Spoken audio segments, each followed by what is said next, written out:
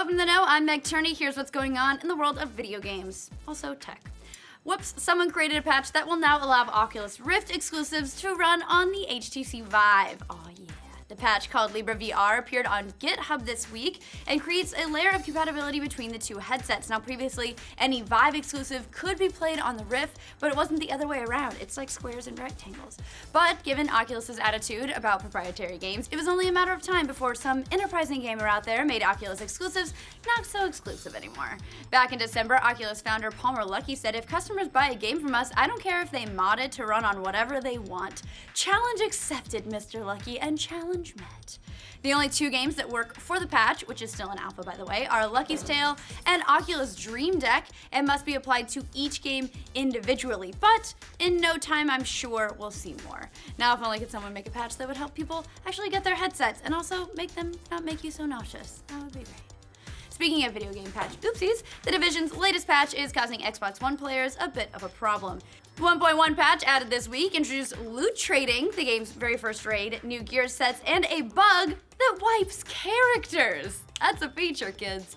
After the patch went live, reports started pouring in about players being unable to access their characters completely. This is just a little bit worse than that huge bug in The Division that happened last, that glitched high-end backpack of doom that wouldn't allow you to log back into the game. Yeah, it's just a little bit worse. Ubisoft has looked into and resolved the new character killer, but unfortunately, players affected will lose any progress made in the game since the patch rolled out on Tuesday. Maybe the next raid will include Ubisoft as the final boss, because at this point, they're their own worst enemy. We're sure players have lots of emojis to send about losing their characters in The Division, and thanks to a new movie from Sony, those emojis will now come to life. Yeah, I didn't read that wrong. That's real, it's an Emoji Movie. The Emoji Movie is a real thing that is set to hit theaters in 2017. What hath God wrought? Sony announced the picture at the 2016 CinemaCon in Las Vegas and apparently acquired rights to the film after a very intense bidding war. That means more than one person thought this was a good idea. If you're trying to imagine why Sony would make a movie entirely about emojis, it's probably because of all the brand tie-ins that they could do. The movie takes place inside a smartphone, with each app being a whole different world. It's like what Blaine said, Inside Out, but less creative. Spotify is already on board for a film tie-in, and you can bet a number of other companies will be lining up to be part of this advertising circle jerk.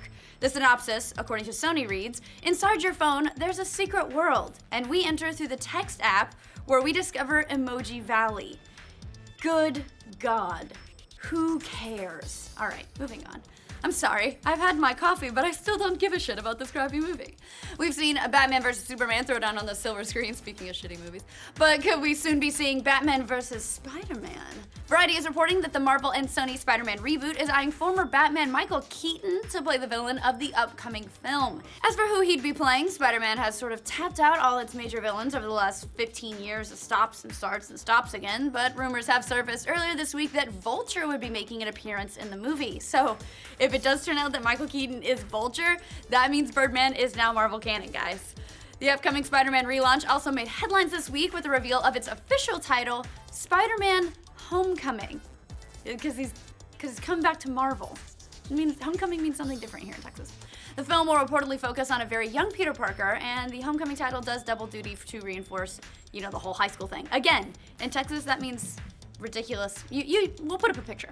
Still in the superhero realm, albeit in a much weirder corner of it, Suicide Squad is back in the news this week, and it can't get out of the news thanks to the antics of Jared Leto. Leto said in interviews at CinemaCon that during filming, he sent his co-stars bizarre packages in the mail for a more method approach to his appearance as the Joker. The packages reportedly include a dead pig, a live rat that he sent to Margot Robbie, sex toys, sticky Playboys, and even used condoms, which he sent to pretty much everyone else in the cast. According to Leto, he did this to, quote, break down walls with his castmates, but it just sounds honestly creepy. I don't really think a Joker and then think use condoms. I don't know. According to Will Smith, he says that Jero went full Joker, and the rule generally is to never go full Joker. So, I don't think use condoms when I think Joker, but sure. You do you, Jared Leto. You have beautiful man hair. We're not sure how popular Suicide Squad is going to be with millennials, but AMC has a new plan to get more millennials back in theaters and to make us all run away by making them more cell phone friendly. AMC CEO Adam Aron told Variety that the company has plans to rebuild their product in a way that makes them more appealing to young people. Now for him, this includes texting-friendly screenings of certain feature films. Speaking about the concepts, Aron said, "You can't tell a 22-year-old to turn off their cell phone. That's not how they live their life. That's how they should live their damn life." He also compared asking a young person to turn off their cell phone to amputating their arm below the elbow. Good God, I'm pretty sure that's not remotely true. But hey, the Emoji Movie will probably be the first one people don't pay attention to because they're too busy texting on their phones. Long live the Alamo Drafthouse. In more entertainment news, a new world record has been set in the entertainment industry. Brooklyn's own Alejandro Fragoso is now the esteemed world record holder for the most hours of consecutive TV binge watching. I'm sure Brooklyn is so very proud of you. To set this record, Fragoso watched 94 hours of TV straight, including Game of Thrones, Curb Your Enthusiasm, Bob's Burgers, and Battlestar Galactica. He actually has some good taste there. And it's basically just like a weekend that he had, and now it's the record. This beats the previous record set just a few months ago by a few Australians who watched 92 hours of television.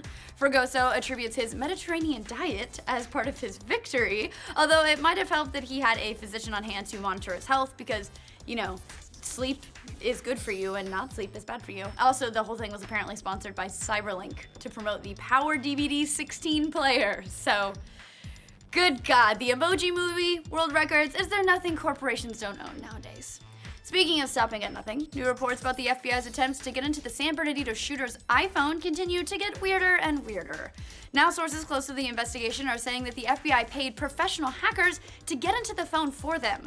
These gray hat hackers, who specialize in finding vulnerabilities and selling them, brought the FBI a previously unknown security flaw and were paid a one-time fee by the Bureau to help them get past the phone's encryption. Until now, it was previously thought that the law enforcement agency had used the services of an Israeli security firm to crack the contentious iPhone.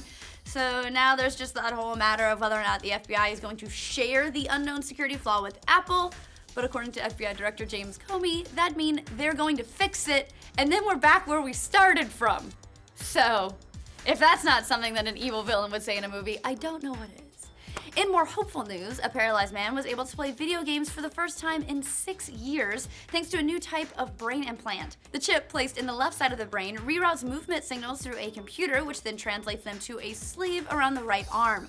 From that point, electrical impulses set off muscle contractions, so whatever movement the patient thinks of is then interpreted by the computer and carried out by the hand. Thanks to the chip, 24-year-old Ian Burkhart is now able to get some movement back into his arms and fingers, which allows him to pick up cups, swipe credit cards, and even play a little bit of Guitar Hero, which is so badass. Burkhart is the first to receive this implant as part of a study, but researchers hope that he'll be the first of many, and as the technology improves, it will be extremely helpful to others who are also quadriplegic. That's the end of your Thursday News Roundup. We'll be back next week with every bit of binge-watching Emoji Movies, Jared Leto's weird used condoms that you can imagine that you might have missed over the weekend. For more updates in the world of gaming, entertainment, geek, and tech news, like this video and subscribe to the know. The chip placed in the left side of the brain. Is everybody fucking around out here? We're sure a lot of flavor. Yeah. Spider-Man's reboot is eyeing the former